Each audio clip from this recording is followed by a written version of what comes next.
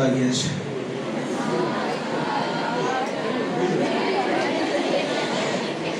અને આપણને સૌને 12 વાગે બહાર જવામાં રસ છે. એટલે હું તમારી જાજી મિનિટો નહીં લઉં, પણ મને આનંદ એ વાતનો થયો કે આચાર્ય શિક્ષકોનું સન્માન રિસેપ્શનમાં વપરાતી એક ખુરશી ઉપર બેસાડીને કરવામાં આવ્યું.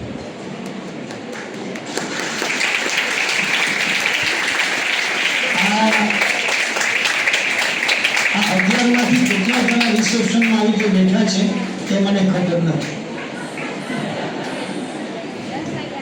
પણ ન બેઠાનો લાવો આજે પૂરો થયો.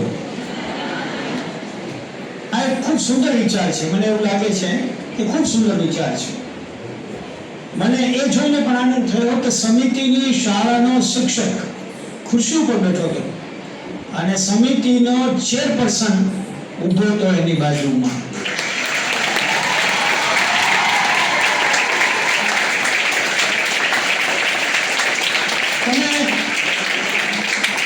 તમે સમજો, એનું નામ જ ચેરપર્સન છે, કે જે ચેર ઉપર બેસે એવો પર્સન. અને એ લગભગ કોકને બેસાડવા ઠેવાયેલો હોય છે, પણ એ પોતે આજે ઉભા રહીને એને સન્માન કર્યું. એટલે એ મને લાગે છે કે એક અદ્વિતીય ઘટના કહેવાય. હું આમ છાપામાં સીધો સંકળાયેલો નથી, નહીં તો સંકળાયેલો હું તો આવતીકાલે એક બોક્સ આઇટમ બનાવું કે ચેરમેન ઉભા હતા અને શિક્ષક બેઠો હતો.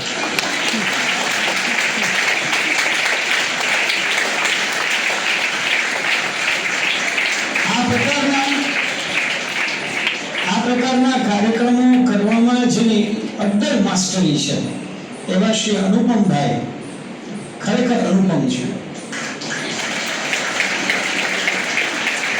અને બહુ સાચું કહું તો હું અનુપમભાઈનો ફોન આવે ત્યારે ના નથી પાડી શકતો, એટલે અહીંયા આવી ગયો છું. કારણ કે એનું આયોજન કરતા પણ આયોજન પાછળની એની નિષ્ઠા કેટલી પાવરફુલ હોય છે. તમે સામાન્ય રીતે એવું જોયું હોય કે સન્માન થતું હોય એના વિશેની વાત બધા સંચાલકો વાંચીને કરતા હોય, પણ અનુપમભાઈ પાસે કે કાગળ નહોતો અને એને 11 જણાનો પરિચય આપ્યો.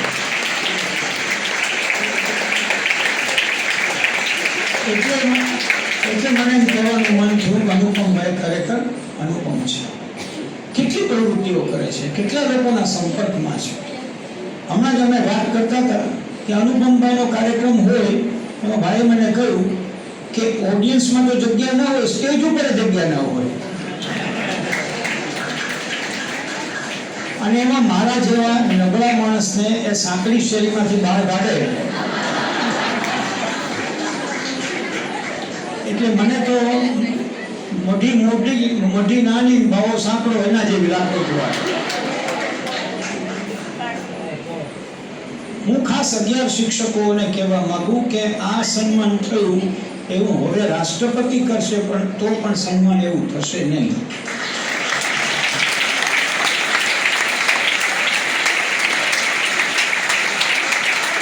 એટલા માટે નહીં થાય કે આ હૃદયના ઉમળકાથી તમને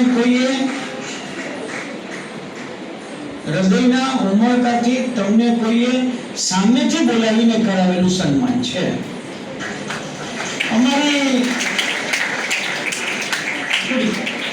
મારી સમય ઘટેલી એટલે તાળી ઓછી પાડજો, વાંધો નથી.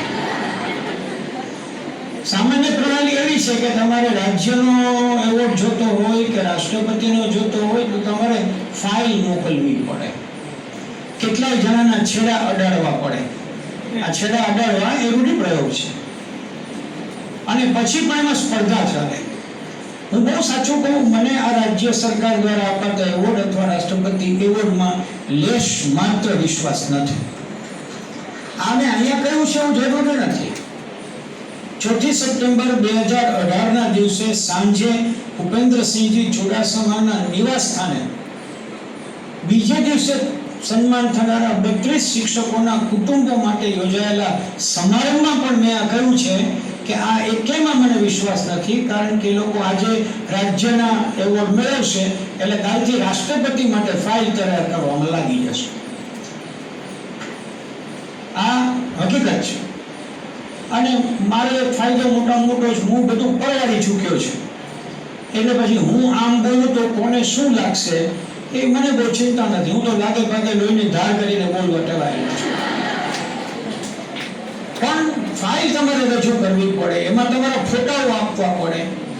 જે સરકારના તંત્ર પાસે કોઈ આધારો નથી એને આપણે આપણા આધારો આપીને સન્માન કરવાનું છે.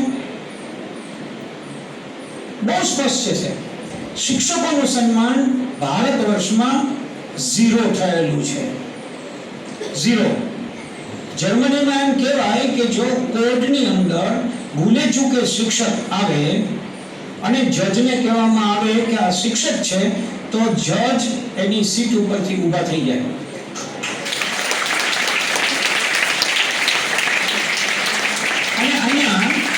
અને અહીંયા શિક્ષકે પોતાની નોકરી માટે, પોતાના ટકવા માટે, પોતાના પગારો માટે આંદોલનો કરવા પડે અને એની સરકાર રસ્તા ઉપર ઢસડીને એ શિક્ષકોને બેહાલ કરે. આ સરકારના શિક્ષણમાં આપણને રસ પડે એવું નથી. પણ તો આનંદ કેમ આવે છે? અનુપમભાઈ જેવા કેટલાક વિરલા પડ્યા છે એટલે. અને હું તો ચોક્કસ માનું છું કે સાહેબ પૃથ્વી આખી ટ્રમ્પ અને ટ્રમ્પ જેવા નકામા માણસોથી ભરેલી છે. પણ આવી કેટલીક સંસ્થાઓ, આવા કેટલાક લોકો, તમારા જેવા શિક્ષકો જે અડધી રાત્રે પણ સ્કૂલમાં હોય છે, એ જે નિષ્ઠાથી કામ કરો છો ને, એ પેલી પૃથ્વીને સીધી રાખવાની ધરી છે, ધરી. એટલા માટે હું ધરીને સન્માન કરવા માટે આજે અહીંયા ઉપસ્થિત રહ્યો છું. આ માલાબેન કુંડલિયાનું તમે સન્માન કર્યું, 28 વર્ષથી અહીંયા છે. 28 વર્ષથી મારો નામનો બહુ જૂનો પરિચય છે.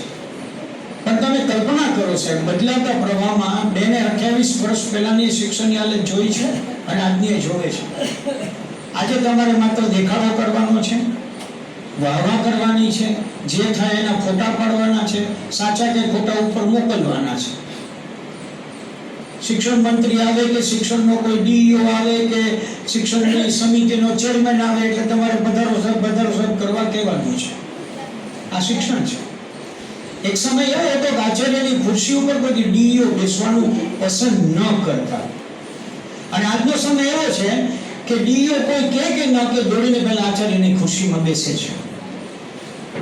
અહીંના કોઈને ડીઈઓને વાત પહોંચાડવી હોય તો મારા નામ સાથે પહોંચાડજો, ચિંતા ન થાય. આ પરિસ્થિતિમાં પણ તમે સૌ ટકી ગયા છો અને સારું કામ કરો છો, એટલા માટે હું તમને અભિનંદન આપવા અહીંયા આવ્યો છું.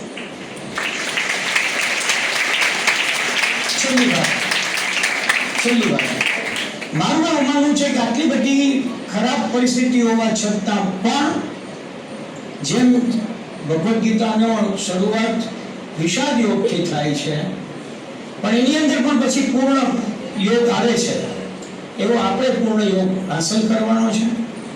શિક્ષક છે એ હકીકતની અંદર એકમાત્ર જગ્યાએ બિરાજે છે ને એ વિદ્યાર્થીઓના હૃદયની અંદર બિરાજે છે. આપણે સરકાર કે સરકારનો મંત્રી કે કોઈ નવો બહુ માણસ આપણી નોંધ ન લે કે એની ચિંતા બહુ ન કરવી છે. હું એવું માનું છું કે તમારી શાળામાં જ્યારે અધિકારી આવે ત્યારે અધિકારીના પદને માન આપવું, વ્યક્તિને નહીં.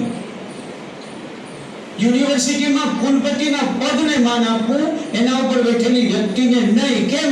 વ્યક્તિઓ તો એવી બેસે છે કે આપણને એમ થાય કે આ ક્યાંથી અહીંયા બેઠો.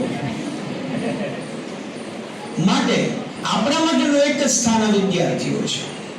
હું તો ક્યારનો જોઉં છું, 1.5 કલાકથી આ સામે બેઠા એને કાંઈ ખબર નથી કે આ બધા કોણ છે. અનુપમભાઈ એની રીતે બોલે છે, સન્માન એની રીતે થાય છે, પણ આ લોકો અખંડ તાલી પાડ્યા કરે છે.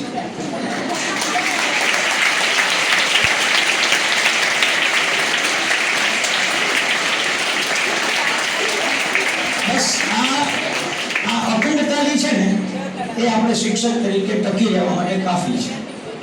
બીજું શેની આપણે જરૂર નથી. એક સરસ મજાની વાત જે આપણે વારંવાર सांभळता आया है। खुद ही को कर बुलंद इतना, हर तकदीर से पहले खुदा खुद बंदे से पूछे, बोल तेरी रजा क्या है।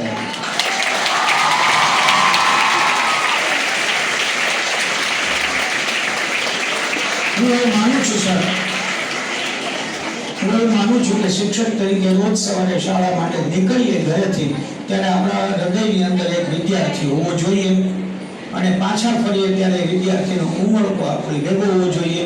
પરિપત્ર તો ચિંતા જ ન કરવી, કારણ કે સવારે 9 વાગે જે પરિપત્ર આવશે બપોરે 2 વાગે બદલાઈ જશે, રદ થશે। આ એક સરસ પરંપરા અત્યારે ચાલુ થઈ છે।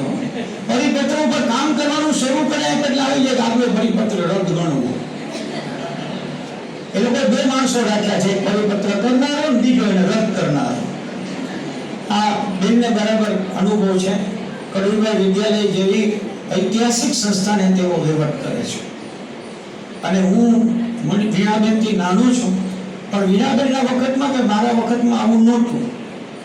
અમારા વખતમાં શાંતિભાઈ ધોબી નામના એક ડીઈઓ હતા અને એ મારે ત્યાં ઇન્સ્પેક્શનમાં આવ્યા ક્લાસમાં, ત્યારે મેં ક્લાસમાં પ્રશ્ન પૂછ્યો ત્યારે મેં કીધું સાહેબ હું ઓફિસમાં આવીને આપને જવાબ આપી શકીશ, અત્યારે વર્ગમાં હું છું માટે બીજા કોઈથી બોલાશે નહીં।